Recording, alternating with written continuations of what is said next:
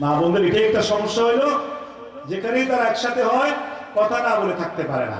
আর এই জন্য আল্লাহ রাসূল সাল্লাল্লাহু আলাইহি সাল্লাম বলছিলেন, ঈদের দিন সকালবেলায় বলছিলেন এই কথাটা। ঈদের দিন এতটা আনন্দের দিনে আল্লাহ রাসূল কি ভয়ঙ্কর দুঃসংবাদ দিলেন যে আমি যখন মেরাজে গিয়েছি, জান্নাত জাহান্নাম সফর করেছি, আমি জাহান্নামের মধ্যে অধিকাংশ নারীদেরকে জ্বলতে দেখেছি। বলেন নাউজুবিল্লাহ। রাসূলকে প্রশ্ন করা হয়েছে, কেন দেখছেন? নারীদের অন্যায়টা কি? বলছে তারা অতিরিক্ত অভিসম্পাত করে কথায় কথায় মানুষকে, স্বামীকে, আত্মীয় স্বজনকে, মানুষকে গজব দেয়। তোর উপর আল্লাহ ঠাড়া পড়ুক, কথা বলেন, বলে কি বলে না? তাদের এই জবান তাদেরকে শেষ করে দিচ্ছে। অতিরিক্ত কথা বলা। একজন নারী যখন শাশুড়ি হয় তখন বউয়ের সাথে ঝামেলা করে। একজন নারী যখন বউ থাকে তখন শাশুড়ির সাথে ঝামেলা করে। নারী যখন বউ থাকে স্বামীর সাথে দুর্ব্যবহার করে। নারী যখন বয়স্ক হয় তখন বউয়ের সাথে ঝামেলা করে। ননদ বউ লেগে থাকে, বউ শাশুড়ি লেগে থাকে। একটা ঘরকে নারীরাই জাহান্নামের টুকরা বানায় শুধু এই জবানের কারণে, ঠিক কিনা? যদি কথাটা কম বলতো, মান সামাতা নাজা, যে ব্যক্তি চুপ থাকে সেই ব্যক্তি নাজাত পাবে, এই হাদিসের আমল করতো, তাহলে ঘরগুলো জান্নাতের টুকরা হয়ে যেত। এই জবান তো আল্লাহ দিয়েছেন কুরআন তেলাওয়াতের জন্য, এই জবান দিয়েছে নামাজ পড়ার জন্য, এই জবান গীবত করার জন্য আল্লাহ তাআলা দেয় নাই, ঠিক কিনা বলে? এই জবান দিয়ে গালিগালাজ করার জন্য আল্লাহ দেয় নাই। এই জবান স্বামীর সাথে খারাপ ব্যবহার করার জন্য আল্লাহ দেয় নাই। বউ শাশুড়ি ঝগড়া করার জন্য আল্লাহ দেয় নাই। জবান দিয়েছে শুধুই মাওলার ইবাদত করার জন্য, ঠিক কিনা? এজন্য প্রথমেই বলবো, আল্লাহর ওয়াস্তে দয়া করে বাড়ি থেকে কষ্ট করে এসেছেন, প্রত্যেকেই মন দিল দিয়ে কথাগুলো শুনেন। যার সাথে যার কথা বলার সম্পর্ক বেশি, লড়ে যান, একসাথে বসে না, দরকার একটু দূরে যায় বসে, এটাই নিয়ম। প্রিয় ভাইয়েরা আমার, আল্লাহ তাআলা সবাইকে বুঝ দান করুন, আমিন। সম্মানিত হাজিরিন, আমি আপনাদের সামনে পবিত্র কোরআনে কারীমের 23 নম্বর সূরা, কত নম্বর? 23 নম্বর সূরা। সূরাটার নাম হচ্ছে সূরাতু আল মুমিনুন। মুমিনুন সূরা মানে ঈমানওয়ালাদের সূরা, ঈমানদারদের সূরা। আপনারা ঈমানদার কিনা কথা বলেন? আমরা ঈমানদার নাকি বেঈমান? জবাব দেন না। আমরা কি মুসলমান না কাফের? সুতরাং যদি আমরা মুসলমান হয়ে থাকি, মুমিন হয়ে থাকি, মুমিন দাবি করে থাকি, এই সূরা আমাদের জন্য, বলেন আলহামদুলিল্লাহ। এই সূরা থেকে আমি আপনাদের সামনে 101 নম্বর আয়াত থেকে নিয়ে 106 পর্যন্ত মাত্র 6টা আয়াত পড়ছি। বলেন কয়টা? আল্লাহ রাব্বুল আলামিন যদি আমাকে তৌফিক দান করে এই 6টা আয়াতের উপর আমি কিছু কথা বলে ইনশাআল্লাহ বয়ান শেষ করে দেব। আপনারা শেষ পর্যন্ত ধৈর্য ধরে বসবেন তো ইনশাআল্লাহ। আমরা প্রায় 550 কিলোমিটার সফর করে আসছি, আবার যাইতে হবে 550 কিলোমিটার। 13 ঘন্টার মতন সময় লাগছে আপনাদের এখানে আসতে। সুতরাং আপনারা যদি একটু সবরের সাথে না বসেন, না শুনেন, তা আমাদের এই আসা যাওয়াটা সম্পূর্ণ বৃথা হবে, ঠিক কিনা? হ্যাঁ, সুতরাং আল্লাহর জন্যই আমরা আসছি, আপনারা আল্লাহর জন্যই শুনবেন। রাজি আছেন তো ইনশাআল্লাহ? আল্লাহ তৌফিক দান করুন আমার ভাইদেরকে, বলেন আল্লাহুম্মা আমিন। আমার ভাইরা, আল্লাহ রাব্বুল আলামিন সূরাতুল মুমিনুনের 101 নম্বর আয়াতের মধ্যে বলেন, ফাইযা নুফিখা ফিস সূরি ফালা আনসাবা বাইনাহুম ইয়াওমাইযিন ওয়ালা ইয়াতাসাআলুন।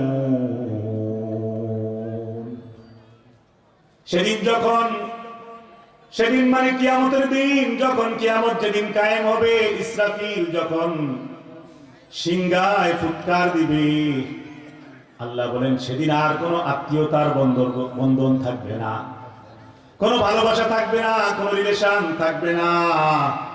কেউ কারো সম্পর্কে কোনো কিছু আর জানতে চাইবে না। প্রত্যেকেই ব্যস্ত হয়ে যাবে, প্রত্যেকেই জেনে যাবে আজকে আমার বিচার দিবস। আজকে যদি আমার আমলনামা ভালো হয় তাহলে বেঁচে যাব, আজকে যদি আমলনামা খারাপ হয় তাহলে জাহান্নামে যেতে হবে। পরের আয়াতের মধ্যেই আল্লাহ বলেন, ফামান সাকুলাত মাওয়াজিনুহু ফাউলাইকা হুমুল মুফলিহুন। সেদিন প্রত্যেকের সারা জীবনের আমলগুলোকে মিজানের পাল্লার মধ্যে ওজন দেওয়া হবে। যদি আমলের পাল্লা, নেক আমলের পাল্লা ভারী হয়, বদ আমলের পাল্লা ছোট হয়, পাতলা হয়, হালকা হয়। নেক আমলের পাল্লা ভারী হইলে আল্লাহ বলেন সে সফল হয়ে যাবে, মানে জান্নাতের টিকিট পেয়ে যাবে। সুবহানাল্লাহ। ومن خفت موازينه فأولئك الذين خسروا أنفسهم في جهنم خالدون। আর যদি আমল নামা দুর্বল হয়, গুনাহ বেশি হয়, তাহলে জাহান্নাম হবে তার চিরস্থায়ী ঠিকানা। সেই জাহান্নাম থেকে সে বাঁচতে পারবে না। তিনটা আয়াতের অনুবাদ বলে ফেললাম। এক নম্বরে বললাম যেদিন কিয়ামতের দিন ইসরাফিল সিংহায় ফুৎকার দিয়ে দিবে, কিয়ামত কায়েম হয়ে যাবে, আত্মীয়তার সম্পর্ক ছিন্ন হয়ে যাবে। একটু আগে হুজুর বলতেছিলেন, এজন্যই আমি এই আয়াতের সাথে মিলে এই আয়াতগুলো শুরু করছি। ইয়াউমা ইয়াফিরুল মারউ মিন আখিহি ওয়া উম্মিহি ওয়া আবিহি ওয়া সাহিবাতিহি ওয়া বানি। সেদিন ভাই ভাইকে ভুলে যাবে, পিতামাতা সন্তানকে ভুলে যাবে, আত্মীয় স্বজন বন্ধু বান্ধব সবাই সবাইকে ভুলে যাবে। লিকুল্লি ইমরিইম মিনহুম ইয়াউমাইযিন শা'নুন ইউগনি। প্রত্যেকেই যার যার আমলনামা নিয়ে একটা ব্যস্ত পেরেশান হয়ে যাবে। খুব কঠিন হবে সেই দিন। সেখানে আরো আছে উজুহু ইয়াউমাইযিন মুসফিরা দাহিকাতুন মুস্তাবশিরা। যারা কবরে শান্তিতে ছিল, কবরে যাদেরকে আল্লাহ মাফ করে দিয়েছিল, তারা কিয়ামতের ময়দানে গিয়েও দেখবে আল্লাহর আরশ আজিমের শীতল ছায়াতলে আশ্রয় পাইছে। সুবহানাল্লাহ। তারা নবীদের সাথেই চলাফেরা করবে, আল্লাহ রাসূলের সামনে লাইন ধরে হাউজে কাউসারের পানি পান করবে। তারা বুঝে যাবে তাদের জন্য জান্নাত। সুবহানাল্লাহ। এজন্য উজুহু ইয়াউমাইযিন মুসফিরা দাহিকাতুন মুস্তাবশিরা। একদল লোকের চেহারা থাকবে হাস্যোজ্জ্বল, খুশিতে উৎফুল্ল। বলেন সুবহানাল্লাহ। আল্লাহ যেন আমাদেরকে সেই দলের সাথে থাকার তৌফিক দেন। বলেন না আমিন। এরপরে আয়াতের মধ্যে আছে ওয়া উজুহু ইয়াউমাইযিন আলাইহা গাবারা তারহাকুহা কাতারা। আরেক দলের চেহারা থাকবে একবারে কালো বিভৎস, কবরের মধ্যে কষ্ট পাইছে, আগুন সহ্য করছে, সাপের কামড় সহ্য করছে, ফেরেশতার লাঠির আঘাত খাইছে, হাতুড়ির আঘাত খাইছে, জাহান্নামের আগুনে জ্বলছে, সারাক্ষণ চিৎকার করছে। কিয়ামতের ময়দানে সে দেখবে সে আল্লাহ ওয়ালাদের সাথে দাঁড়াইতে পারে নাই, নবীদের সাথে দাঁড়াইতে পারে নাই, আল্লাহ ওয়ালা সিদ্দিকদের সাথে দাঁড়াইতে পারে নাই, শহীদদের সাথে দাঁড়াইতে পারে নাই, সালেহিনদের সাথে দাঁড়াইতে পারে নাই, নেককারদের সাথে দাঁড়াইতে পারে নাই। সে দাঁড়িয়েছে ফেরাউনের সাথে, সে দাঁড়িয়েছে নমরুদের সাথে, সে দাঁড়িয়েছে কারুনের সাথে, সে দাঁড়িয়েছে আবু জাহেলের সাথে, সে দাঁড়িয়েছে যুগে যুগে যারা মানুষের উপরে জুলুম অত্যাচার করেছে তাদের সাথে। সে বুঝে যাবে তার জন্য জাহান্নাম। এজন্য চেহারা থাকবে কালো মলিন। আল্লাহ বলেন উলাইকা হুমুল কাফারাতুল ফাজারা। দুনিয়াতে যারা পাপিষ্ঠ বান্দা ছিল, আল্লাহকে অস্বীকার করেছিল যারা, আল্লাহ দ্রোহী ছিল যারা, নাস্তিক বেঈমান ছিল যারা, আল্লাহ বলেন সেদিন তাদের চেহারাটাই শুধু কালো থাকবে। আল্লাহ যেন আমাদেরকে ওদের কাতারে থাকার ব্যবস্থা না করেন, আল্লাহ ওয়ালাদের সাথে নবীদের সাথে থাকার ব্যবস্থা করেন। বলেন না আল্লাহুম্মা আমিন। ওদের সাথে থাকা মানে জাহান্নাম। ওদের সাথে থাকা মানে কি বলেন? জাহান্নাম। আমার ভাইরা, আমরা তো আজকে দোয়া করতে চাই না। মন থেকে দোয়া করা দরকার জাহান্নাম থেকে বাঁচার জন্য। আগের যুগের যারা আল্লাহ ওয়ালা ছিল তারা মন থেকে দোয়া করত, সব সময় কেঁদে কেঁদে করতো আল্লাহুম্মা আজিরনি মিনান নার। বলেন তো আমার সাথে, আল্লাহুম্মা আজিরনি মিনান নার, আল্লাহুম্মা আজিরনি মিনান নার। খালি রমজান মাস আসলে তারাবির নামাজের শেষে এটা পড়ি, সারা বছর আর পড়তে মনে থাকে না, এমনটা হলে হবে না। প্রতিদিন পড়া দরকার, প্রতি মুহূর্তে পড়া দরকার। আল্লাহর কাছে জাহান্নাম থেকে বাঁচার জন্য দোয়া করা দরকার। বলেন আমার সাথে আল্লাহুম্মা আজিরনি মিনান নার। আপনারা কথা বলতে পারেন না? রাগ হয়ে আছেন নাকি? তো জবান করেন না কেন?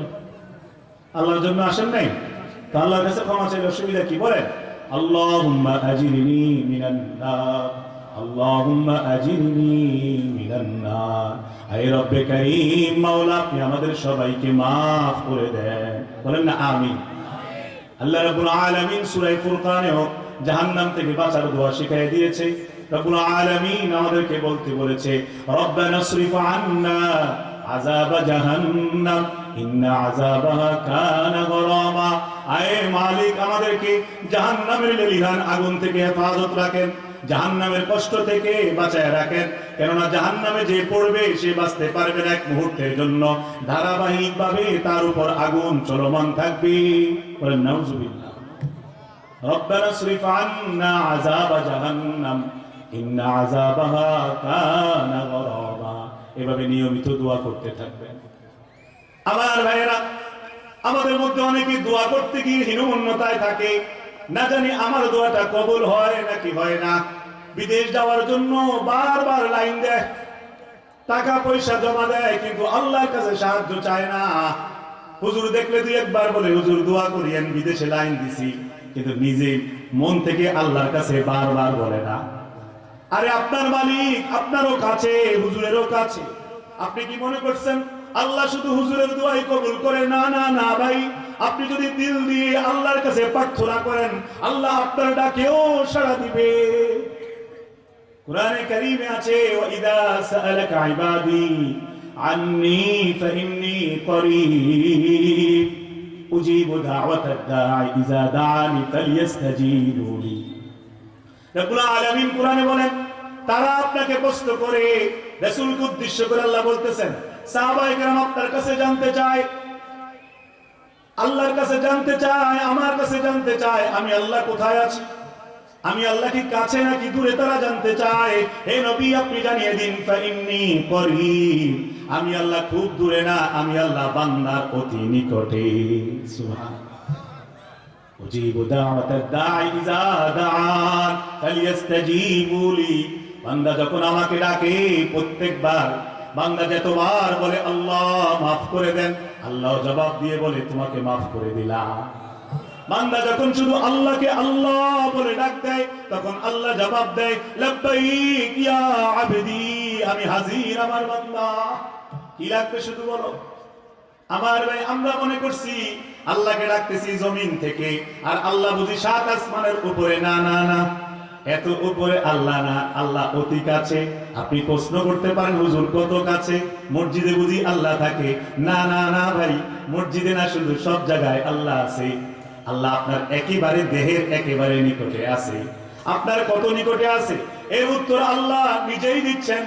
সূরা কফে আল্লাহ বলেন, ওয়া নাহনু আকরাবু ইলাইহি মিন হাবলিল ওয়ারিদ। ও বান্দা, আমি তোমার শিরা উপশিরা রগের চেয়েও, তোমার ঘাড়ের রগের চেয়েও আরো বেশি নিকটে। তুমি যত মহব্বত নিয়ে, যতটা ইখলাস নিয়ে আমাকে ডাকবা, আমি ততটা তোমার কাছে থেকে তোমার ডাকে সাড়া দেব। কই আমরা ডাকি? মন থেকে ডাকছি কোনোদিন? সন্তানের যখন প্রয়োজন হয়, আমরা চলে যাই ওই মাজারে, ভণ্ড বাবার কাছে গিয়ে সেজদা দিয়ে অনেকে সন্তান তালাশ করেন, কিন্তু সন্তান ওই বাবা দিতে পারে না। সন্তান শুধুই দিবে কে? আরো জোরে বলেন।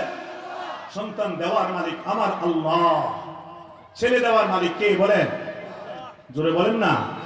মেয়ে দেওয়ার মালিক কে? মানুষের কোন ক্ষমতা আছে ছেলে মেয়ে দেওয়া? কে দিবে? অনেকে দেখা যায়, একটা মহিলা যখন মেয়ে সন্তান জন্ম দিছে, একটার পর দুইটা জন্ম দিছে, শাশুড়ি খারাপ আচরণ করে বউয়ের সাথে, ঠিক কিনা?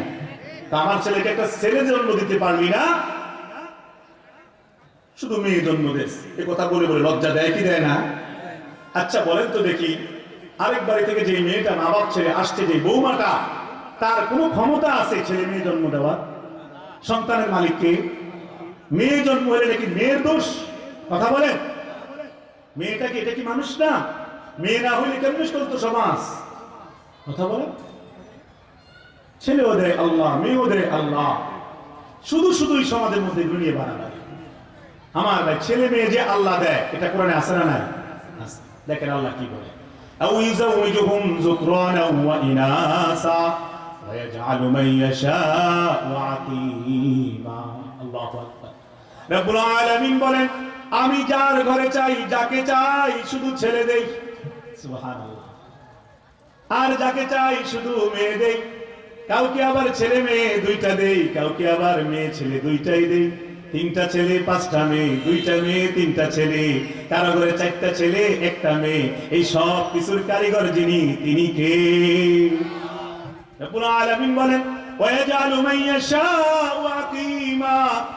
আর যাকে চাই ছেলেও দেই না, মেয়েও দেই না, সারা জীবন বন্দা বানায় রাখি।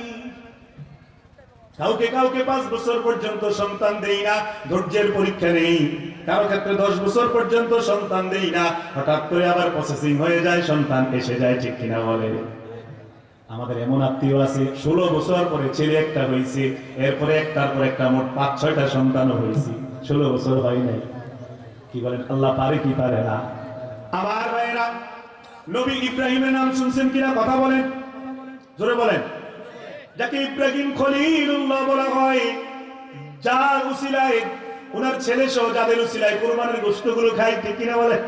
কুরবানির বিধান যেই নবীর মাধ্যমে এসেছে, সেই ইব্রাহিম নবী যেই সন্তানের মাধ্যমে কুরবানির ঘটনা ঘটেছে, নবী ইসমাইলকে পাইতে যাইয়া প্রায় 100 মতন বছর হয়ে গেছে, সন্তান পায়নি।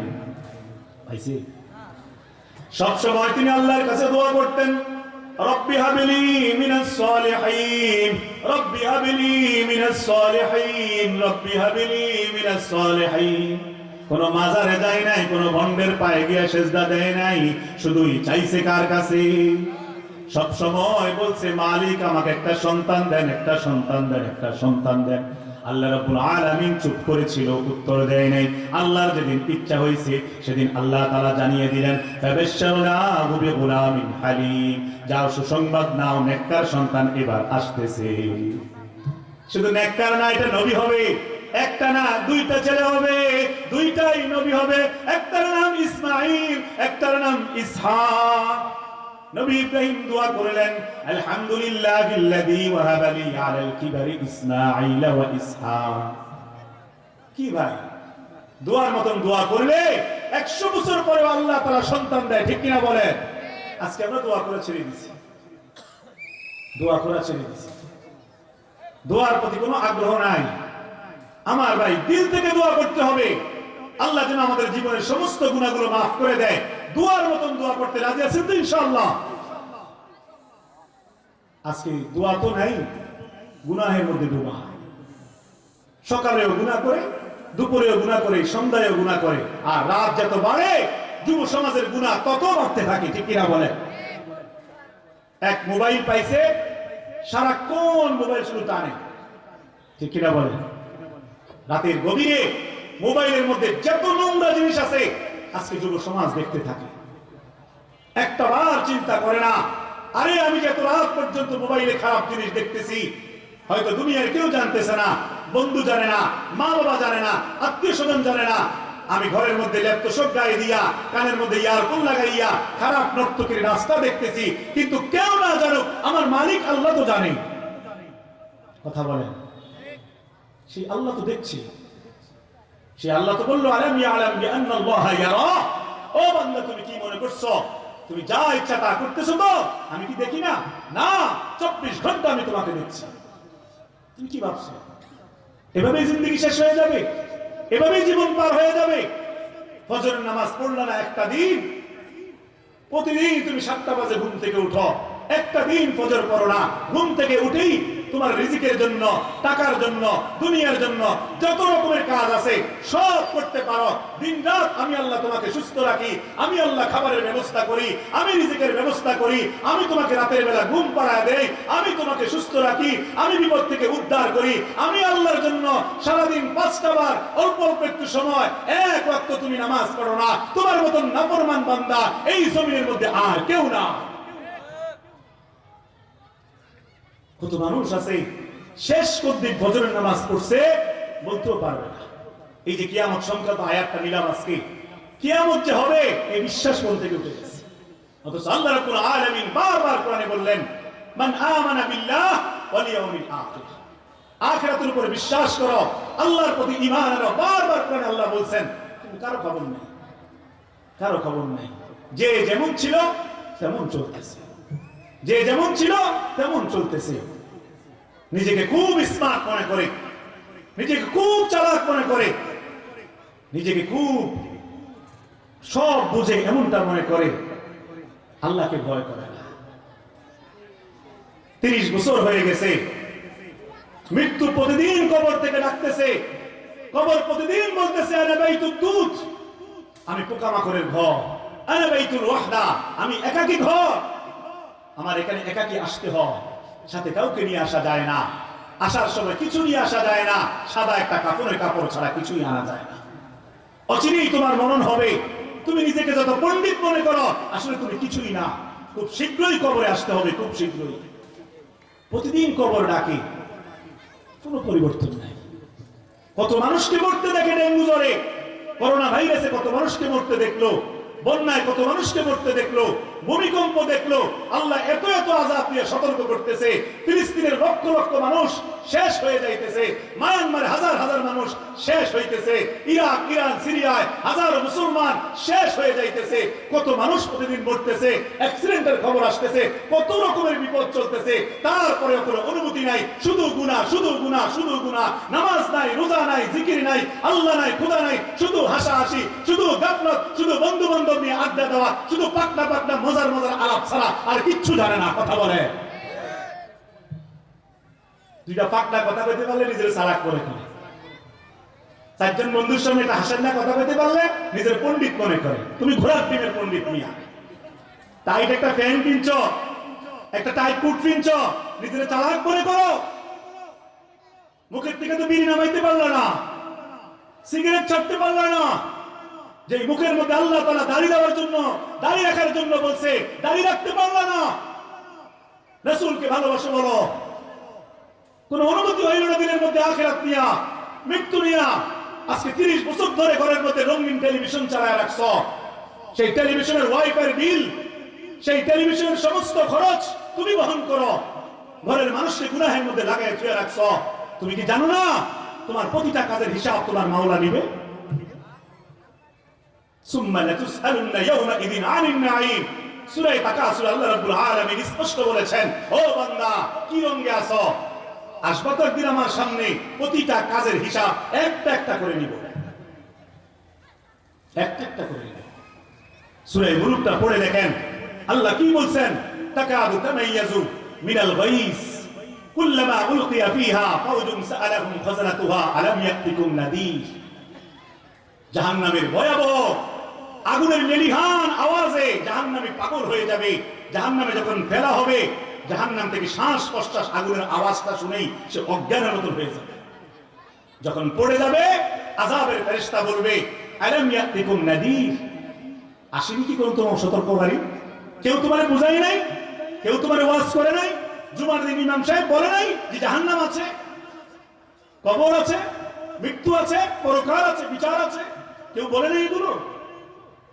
সে জবাব দিবে, ক্বালু, তারা জবাব দিবে জাহান্নামীরা, বালা কদ জাআনা নাদির, হ্যাঁ হ্যাঁ হ্যাঁ এসেছিল, সতর্ক করছিল, বুঝাইছিল, তুমি পাত্তা দেই নাই। আমার চিপা প্যান্ট, আমার চুলের কাটিং, আমার পোশাক, আমার নারীর সাথে আড্ডাবাজি, নারীর সাথে কথোপকথন, আমার পরক্রিয়া, প্রেম ভালোবাসার নামে জিনার কাজ করা, সব চালাইছিলাম। হুজুরদের কথা দাম নেই নাই, কোরআনকে মূল্যায়ন করি নাই। ফাকাযাবনা, আমি সব মনে করছিলাম এগুলো মিথ্যা, হুজুররা কয় আর এগুলো করেই খা। তখন বুঝবেন, তখন বুঝবেন, তখন বুঝবেন আখিরাত কি জিনিস। যেদিন এই রূহ বন্ধ হয়ে যাবে, তখন বুঝবেন আখিরাত কি জিনিস।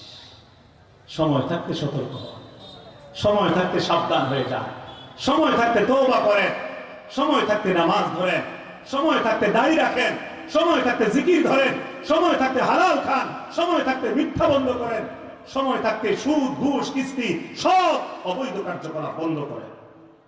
সময় যখন শেষ হবে, রূহ যখন বের হয়ে যাবে, কেঁদেও লাভ হবে না, চোখের পানি ঝরিয়েও লাভ হবে না, আহাজারি করেও লাভ হবে না। যত পণ্ডিত হন না কেন, যত দামি বাড়িতেই থাকেন না কেন, যত বড় রাজপ্রাসাদেই থাকেন না কেন, মৃত্যু আজরাইল সেখানে হাজির হয়ে যাবে। সুখের সাগরে থাকলেও মরণ হবে, দুঃখের পাহাড়ে থাকলেও মরণ হবে, রাজপ্রাসাদে থাকলো মরণ হবে, কুড়ে ঘরে থাকলো মরণ হবে, টাকা থাকলো মরণ হবে, টাকা না থাকলো মরণ হবে। মরণ সত্য। পৃথিবী কাউকে থাকতে দেয় নাই, এই পৃথিবী কাউকে জায়গা দেয় নাই চিরস্থায়ী ভাবে। ফেরাউন থাকতে পারে নাই, নমরুদ থাকতে পারে নাই, কারুন থাকতে পারে নাই, হামান থাকতে পারে নাই, সাদ্দাত থাকতে পারে নাই, আবু জাহেল আবু লাহাব থাকতে পারে নাই, পৃথিবীর কোন জালেম থাকতে পারে নাই, ইংরেজরা থাকতে পারে নাই। গত 16 বছর যারা স্বৈরাচারী কায়দায় মানুষের উপরে জুলুম করছে, আজকে তারা নাই। আছে? কত গর্ব ছিল র্যাব নিয়া, পুলিশ নিয়া, আর্মি নিয়া, গোয়েন্দা নিয়া, সন্ত্রাসী কতগুলো বাহিনী নিয়া, কি বলে, যারা কথায় কথায় চাপাতি বের করত, মানুষের কল্লা ফেলে দিত। আজকে তাদের গর্ব কোথায়? আছে? পৃথিবীতে কেউ স্থায়ী হয় না। হোক দেশে ফেরাউন কিংবা নমরুদ, কেউ ভাবে চিরকাল রয় না। সময় হলে সবাইকেই আল্লাহর ডাকে সাড়া দিতে হয়। এজন্য অহংকার ছেড়ে দেন, ক্ষমতা দম্ভ ছেড়ে দেন, আল্লাহ ওয়ালা হয়ে যান, গুনাহ ছেড়ে দেন, নাফরমানি ছেড়ে দেন, নামাজ ধরেন। এছাড়া বিকল্প নাই, এছাড়া আর কোনো পথ নাই। আমার ভাই, ছোট্ট একটা ইতিহাস থেকে একটা কথা বলি। বাহলুল নামক একজন আল্লাহ ওয়ালা বুজুর্গ ছিল। তিনি একদিন এক কবরের পাশে বৈশা এরকম ইট দিয়া কিছু একটা করতেছিল, বলে যে ঘর বানা, ইট একটা উপরে জোড়া লাগা। তৎকালীন সময়ে বাদশা ছিল বাদশাহ হারুন রশিদ। সে ওদিক দিয়ে যাচ্ছিল দলবল নিয়া। যখন হারুন রশিদ যাচ্ছিল, আল্লাহর পাগল বাহলুল ডাক দিয়া বলল, হে মাজনুন, ইয়া মাজনুন, হে পাগল। কথা বুঝেন? কাকে বলে? বাদশাকে। বাদশা ঘোড়া থেকে নেমে গেছে। বাদশা হারুন রশিদ এখনকার যুগের স্বৈরাচারী শাসক ছিল না, মুসলমান শাসক ছিল, সব বুঝতো। বললো, আমাকে পাগল বললা কেন? তুমি না পাগল, পথে পথে ঘুরো, বন জঙ্গলে ঘুরো। কয় না, আমি পাগল না, তুমি পাগল। আচ্ছা ঠিক আছে, তোমার কথার রহস্য পরে জানবো। তুমি যে এখানে বসে বসে ইট দিয়ে কি বানাইতেছো দেখলাম, কি বানাও, কি পাগলামি করতেছো? বলতেছে আমি ঘর বানাই, ঘর। এভাবে কি ঘর বানানো যায়? আমি জানি এভাবে ঘর বানানো যায় না, কিন্তু এই যে পাশে যে কবরস্থান, কবরস্থানের পাশে বসা ছিল, এই যে কবরস্থান, আমি কবরস্থানের পাশে বসে বসে ভাবতেছিলাম, এই কবরটা কত মানুষকে তার ভিতরে নিয়ে গেছে, কত রাজাকে ঢুকাই ফেলছে, কত প্রজাকে ঢুকাইছে, কত টাকাওয়ালাকে ঢুকাইছে, এই কবর কাউকে ছাড়ে নাই। আমি এই ইট দিয়া বাড়ি বানাইতে বানাইতে ভাবতেছিলাম, এরকম তারাও একদিন সুন্দর করে প্রাসাদ বানাইছে, আজকে তারা কবরে। তুমি হারুন রশিদ যে বিশাল সিংহাসনে বসো, রাজা হয়ে আসো, তোমাকে অচিরে এই কবরে আসতে হবে। বাচ্চা হারুন রশিদের মন খারাপ হয়ে গেছে, টেনশনে পড়ে গেছে, কি কথাটা বল। এবার হারুন রশিদ বলল, বাহলুল, তোমার কোনো প্রয়োজন আছে কিনা বলো, আমার কাছে চাও। তোমার কোনো টাকা পয়সা খাবার দাবার লাগবে কিনা বলো। বাহলুল জবাব দেয়। বাহলুল বলে, ও হারুন রশিদ, শুনো, আমি তোমার কাছে 3টা জিনিস চাইবো। যদি দিতে পারো তাইলে দিও, আর যদি দিতে না পারো আগে আগে বলো দিতে পারবা কি পারবা না। হারুন রশিদ বলে, আমি এত বড় সাম্রাজ্যের বাদশা, তুমি খালি চাইয়া দেখো, কি দিতে পারতাম না। বাহলুল জবাব দেয়, 1 নম্বর, তোমার কাছে আমার চাওয়া হচ্ছে, আমার বয়স মনে করো 50 বছর, তুমি আমার বয়সকে বাড়াইয়া দিবা 50,000 বছর। বুঝেন নাই? এটা কি সম্ভব? যেত বড় বাদশাহ। আমার ভাই বাহলুল প্রশ্ন করলো, চাইলো, আমার হায়াত বাড়াইয়া দাও। হারুন রশিদ জবাব দেয়, এটা কেমন চাওয়া, এটা কি পূরণ করা সম্ভব নাকি? বাহলুল বলে, আমি আগেই বলছিলাম, আমি যা চাই তুমি তা দিতে পারতা না, তুমি একটা সামান্য ক্ষুদ্র বাদশা, তোমার কোনো ক্ষমতা নাই। এবার হারুন রশিদ বলে, আরেকটা কিছু চাও, নতুন কিছু চাও। বাহলুল বলে, তুমি আমার এমন ব্যবস্থা করে দাও, জীবনে কখনো যেন আমার সামনে আজরাইল না আসে মৃত্যু গ্রহণ করার জন্য। হারুন রশিদ বলে, এটা কেমন কথা, আজরাইল তো তোমার কাছেও আসবে, আমার কাছেও আসবে। বাহলুল বলে, আগেই বলছিলাম তোমার কোনো ক্ষমতাই নাই। আচ্ছা, শেষবারের মতন একটা কিছু চাও, দেখে দিতে পারি কিনা। এবার বাহলুল জবাব দেয়, তুমি আমাকে জাহান্নাম থেকে মুক্তির ঘোষণা, সার্টিফিকেট দাও, জাহান্নামের জান্নাতের গ্যারান্টি দাও। হারুন রশিদ বলে, এটা তো মোটেই সম্ভব না, জান্নাত জাহান্নামের মালিক তো আল্লাহ, বলেন না কে? এবার বালুল বলে, তাইলে তুমি কিসের বাদশা, নিজেকে কেন বাদশা দাবি করো? তুমি তো গোলাম। বাদশা তো শুধুই আমার আল্লাহ, যার কাছে নাই শব্দ নাই, শুধুই আছে।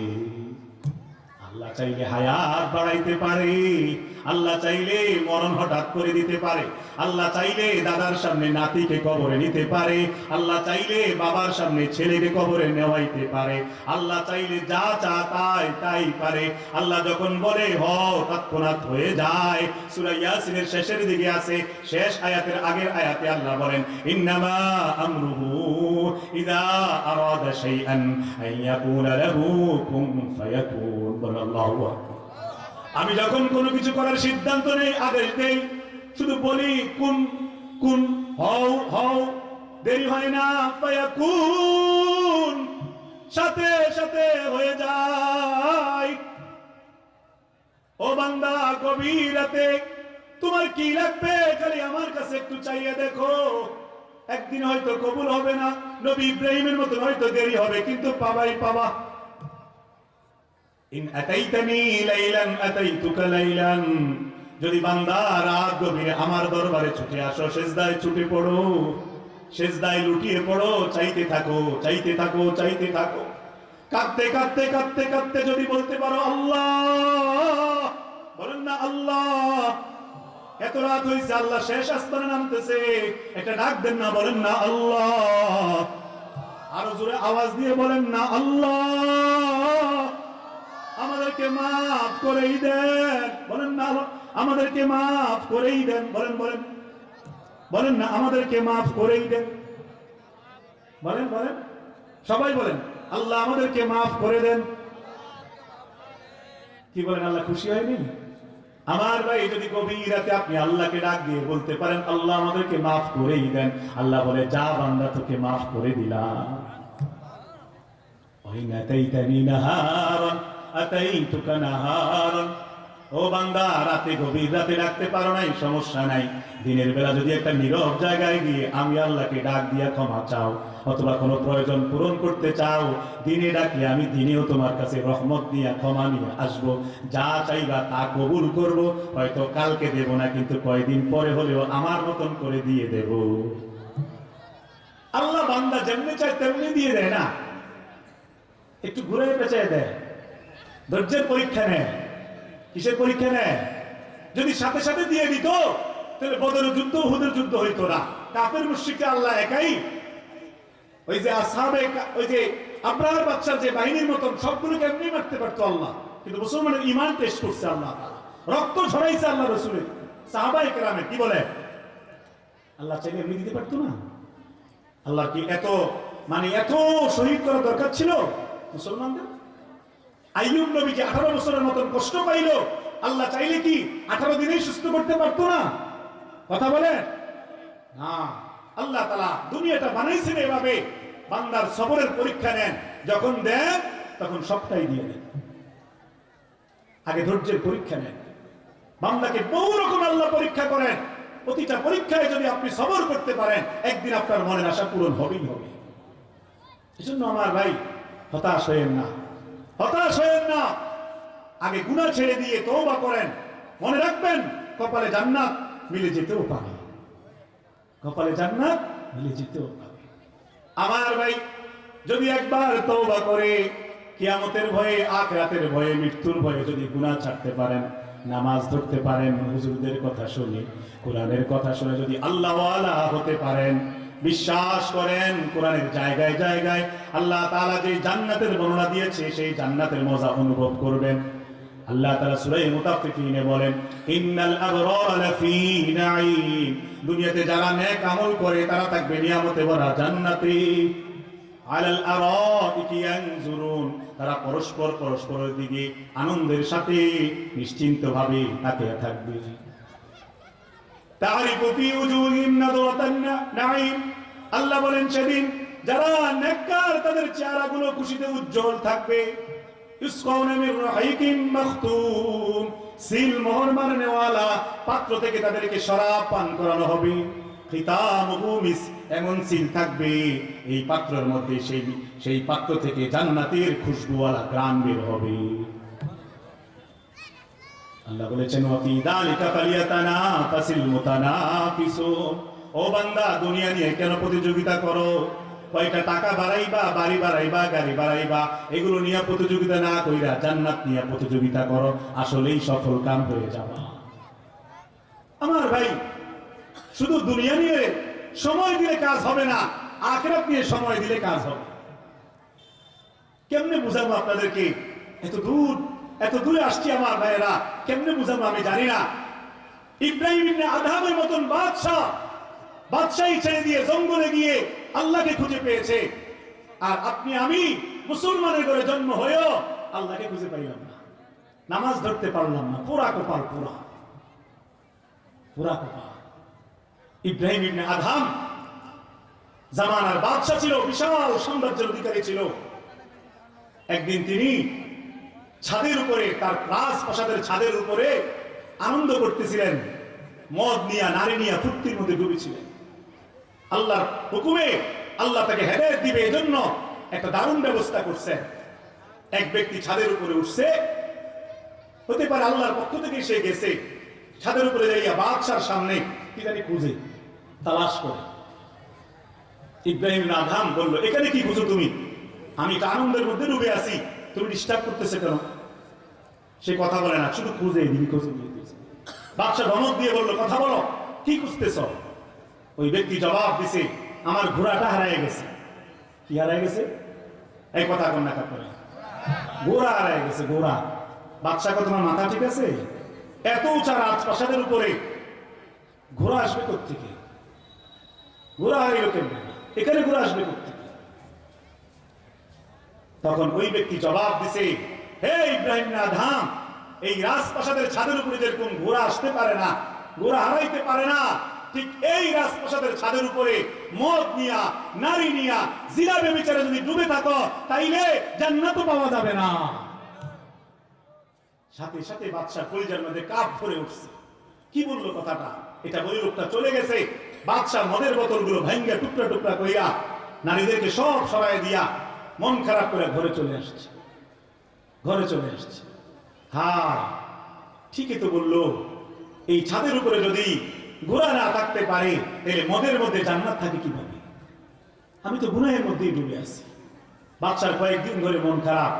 হঠাৎ একদিন ঘটনাক্রমে বাদশা রাজ্যের কাজ শেষ করে ঘরে ফিরে আসছে, নিজের দামি কামরায় যেখানে ঘুমায়, দামি খাটের কাছে আইসা দেখে ওই ঘর যেই ব্যক্তি পরিষ্কার করে, যেই একটা দাসী নারী, দাসী আগের যুগে দাসী ছিল না, ওই দাসী যে সবসময় পরিষ্কার করে রাখে, বিছানা পরিষ্কার করে রাখে, আইসা দেখে ওই দাসী বাদশার নিজের শুয়ে থাকে যেই খাট, এই খাটের মধ্যে দাসী শুয়ে আছে, যেটার অনুমতি নেই। বাদশার সাথে সাথে রাগ হয়ে গেছে, এই উঠো। ঘুম থেকে জাগাইয়া লোকদেরকে খবর দিয়ে চাবুক আনাইছে। চাবুক, কথা বুঝছেন? চাবুক দিয়ে ইচ্ছা মতন কতক্ষণ মারছে। মারার পরে দেখলো দাসী মন খারাপ করে না, মুস্কি মুস্কি হাসে। আমার ভাইয়েরা, ইব্রাহিম ইবনে আদহাম কয়েকবার মারার পরে ওই দাসীকে বলল, কি হলো তোমার? আমি তোমাকে মারি, তুমি মন খারাপ করো না, তোমার শরীর থেকে রক্ত ঝরতেছে, তুমি মন খারাপ করতেছো না। ঘটনাটা কি? মানুষ তো মারলে ব্যথা পায়, তুমি কি ব্যথা পাও না নাকি? অনেকক্ষণ বলার পরে ওই দাসী মহিলা বলতেছে, ও বাদশাহ, অবশ্যই অনেক ব্যথা পাইছি, অনেক যন্ত্রণা হইতেছে, মারলে কে না ব্যথা পায়, কিন্তু আমি এটা মনে করে হাসি, জীবনে একবার মাত্র আজকে ঘর পরিষ্কার করতে গিয়ে চোখে খুব খুব ঘুম ধরছিল। আপনার বিছানার মধ্যে একটু চিন্তা করলাম, একটু পিঠটা লাগাই দেখি কেমন মজা, একটু মজা পাই, হঠাৎ করে চোখে ঘুম ধরে গেছে, ঘুমায় গেছি। একবার মাত্র এই দামি বিছানায় ঘুমানোর কারণে আপনি আমাকে এতক্ষণ ধরে মারলেন, কিন্তু আপনি যেই মালিকের গোলাম, আল্লাহ, আপনি যেই রবের গোলাম, আপনি যেই আল্লাহর বান্দা, সেই আল্লাহর হাজার হাজার নিয়ামতে ডুবে আছেন। আপনি এত দামি বিছানার মধ্যে কতদিন ধরে ঘুমাইতেছেন, কোনো আমল করেন না, কোনো ইবাদত করেন না, তাইলে আপনার পরিণতি না জানি কি হয়, আমি এটা ভেবে হাসতেছি। বাদশা বলছে, এখন এখান থেকে বের হয়ে যা। বাদশার মাথা পুরা আউলায় গেছে, গরম হয়ে গেছে। সাথে সাথে সেদিন রাতের বেলা কাউকে কিচ্ছু না বলে গোপনে একটা ঘোড়া নিয়ে জঙ্গলে যাইয়া অঝোর ধারায় চোখের পানি ফেলে কাঁদছে। কেঁদে বলছে, আল্লাহ, জিন্দেগির মধ্যে অনেক গুনাহ হয়ে গেছে, আর গুনাহ করতাম না, মাফ করে দেন। আজকে থেকে আর বাদশাহগিরি করতাম না, আজকে থেকে জঙ্গলে জঙ্গলে কাটামো, শুধু জিকির করব। আমার ভাই, অনেক দিন পর্যন্ত রাজ্যের লোকেরা খুঁজে হয়রান, ইব্রাহিম ইবনে আদহামকে খুঁজে পায় না। খুঁজতে খুঁজতে খুঁজতে খুঁজতে জঙ্গলের ভিতরে সাগরের পাড়ে গিয়ে ইব্রাহিম ইবনে আদহামকে খুঁজে পেল, দেখলো তিনি জিকিরের মধ্যে নিমজ্জিত। লোকেরা বলল, বাদশাহ কেন এখানে আসলে? কতদিন ধরে তালাশ করলাম, কেন দরবারে যান না? রাজ্যের কাজ বন্ধ হয়ে আছে, তাড়াতাড়ি চলেন। ইব্রাহিম ইবনে আদহাম বললেন, না, যাব না, এখানে ভালো আছি। তারা বলল, এখানে কেমনে ভালো আছেন? ইব্রাহিম ইবনে আদহাম জবাব দেয়, ওইখানকার রাজত্বের চেয়ে এখানকার রাজত্ব বড় মজা। আমি আল্লাহর ধ্যানে আছি, আল্লাহর জিকির করে আল্লাহর জন্য চোখের পানি ফেলে আমি যেই মজা পাই, রাজ দরবারে সেই মজা নাই, সেখানে শুধুই গুনাহ। তারা বলল, এখানে আপনার কেমন রাজত্ব, একটু দেখান দেখি। এখানে তো শুধু কষ্টই দেখতে পাই, চতুর্দিকে জঙ্গল। ইব্রাহিম ইবনে আদহাম বললেন, একটা সুই তোমরা নদীর মধ্যে, সাগরের মধ্যে ফেলাও। তারা ফালাইলো সাগরের মধ্যে সুই। ইব্রাহিম ইবনে আদহাম বললেন, ওই নদীর মাছেরা, সাগরের মাছেরা, সুইটা কই আছে, বের করে নিয়ে আসো। বলতে দেরি, অসংখ্য মাছ প্রত্যেকের মুখের মধ্যে একটা একটা করে সুই নিয়ে লাফায়। কারামত দিয়ে দিলেন আল্লাহ, কারামত, আল্লাহর ওলিকে কারামত দিয়ে দিছেন। আমার ভাই, গুনাহ করে কেউ দামি হয় না, সিপা প্যান্ট পরে কেউ দামি হয় না, দাঁড়াইয়া দাঁড়াইয়া পেশাব করে কেউ দামি হয় না, তাহাজ্জুদ না পড়ে কেউ দামি হয় না,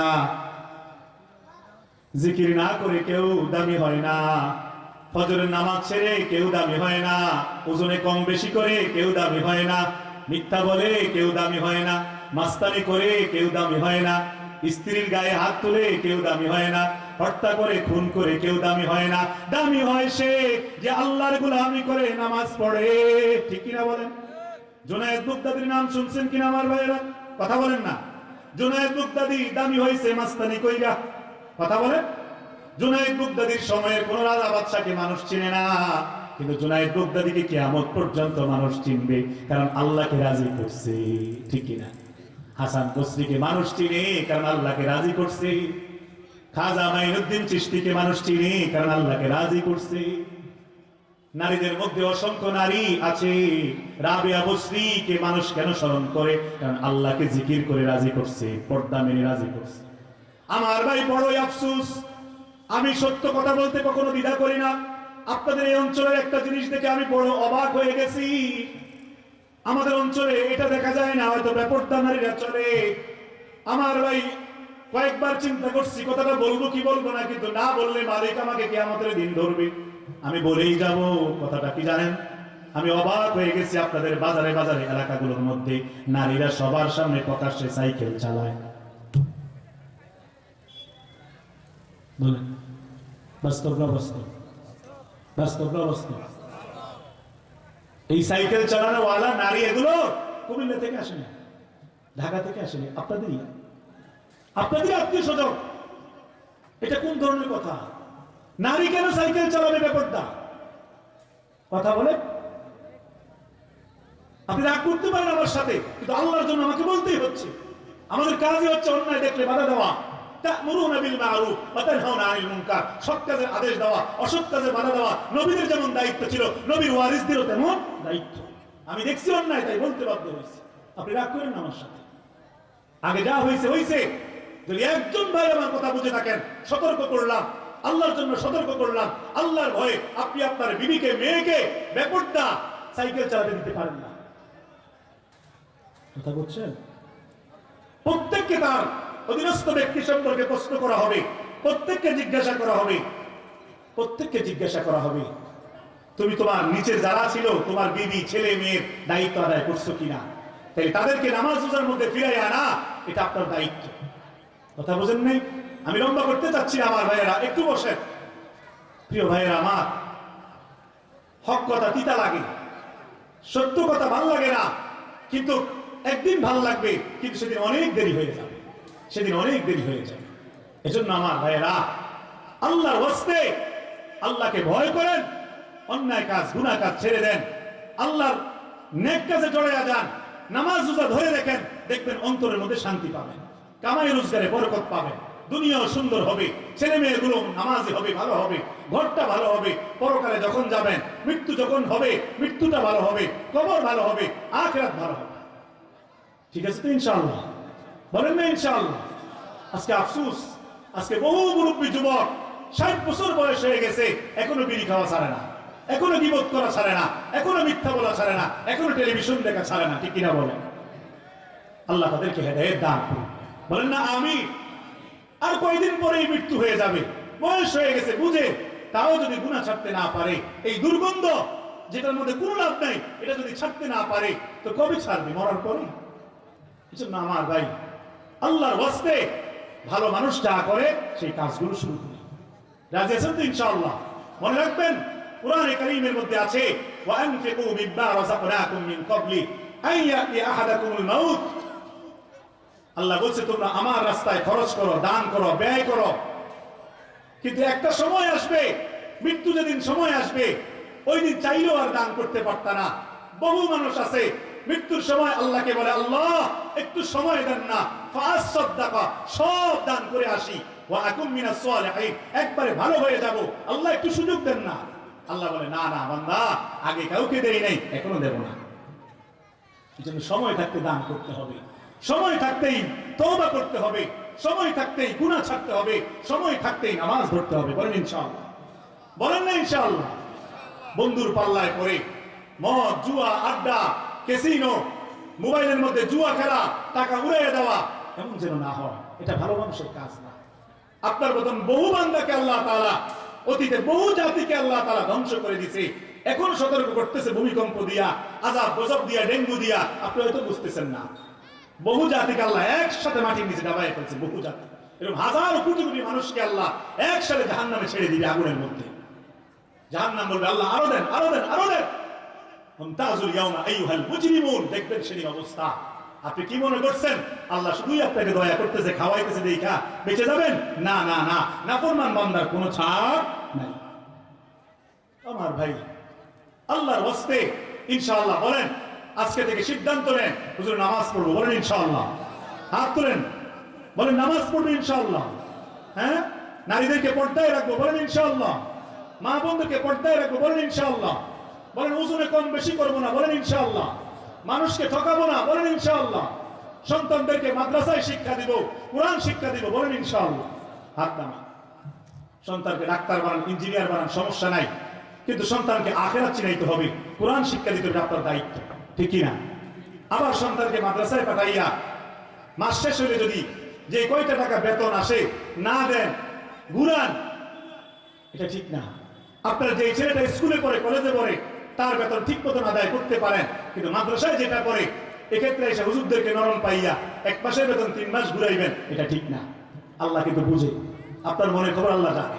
ইচ্ছাকৃতভাবে যদি আপনি চালাকি করেন, তো আল্লাহ তাআলা আপনার সন্তানকে ভালো হাফেজ, ভালো আলেম, দিনদার, মুত্তাকি বানাইতো না। আর যদি সন্তান যদি দিনদার না হয়, ভালো মানুষ না হয়, তাহলে আপনি যখন কবরে যাবেন, সন্তান আপনার জন্য ঠিক মতন দোয়াও করতো না। তখন বুঝবেন কবরে কষ্ট কি জিনিস। এই জন্য আল্লাহর ওয়াস্তে ছোটকালে প্রতিটা সন্তানকে, ছেলে হোক মেয়ে হোক, দিন শিক্ষা দিবেন। বলেন ইনশাআল্লাহ? পরে ডাক্তার বানান, ইঞ্জিনিয়ার বানান, কোনো সমস্যা নাই, কিন্তু সহিহ শুদ্ধ কোরআন তেলাওয়াত মাদ্রাসায় পাঠাইয়া শিক্ষা দেওয়ার দরকার আছে না নাই?